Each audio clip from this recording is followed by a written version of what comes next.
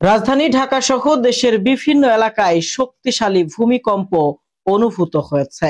প্রাথমিক তথ্য অনুযায়ী ভূমিকম্পটির মাত্রা 5.5 বলে ধারণা করা হচ্ছে। এর কেন্দ্রস্থল ঘোড়াশালের নিকটবর্তী এলাকা। আজ শুক্রবার 21 নভেম্বর সকাল 10টা 38 মিনিটে হওয়া এই ভূমিকম্পে তীব্র ঝাঁকুনি অনুভূত হয় ঢাকা ও দেশের বিভিন্ন এলাকায়। এতে রাজধানীর বিভিন্ন অঞ্চলের বাসিন্দারা আতঙ্কিত হয়ে রাস্তায় নেমে আসেন। প্রাথমিকভাবে গুগল আর্থকোয়াক অ্যালার্ট সিস্টেম জানিয়েছে, ভূমিকম্পটির উৎপত্তি নরসিংদীর ঘোড়াশাল থেকে 7 কিলোমিটার দূরে। ভূমিকম্পটি 5.5 মাত্রার ছিল। ভূমিকম্পে প্রধান উপদেষ্টার কার্যালয়ের একটি ভবন ক্ষতিগ্রস্ত হওয়ার খবর পাওয়া গেছে, তবে সেখানে কোনো হতাহতের খবর পাওয়া যায়নি।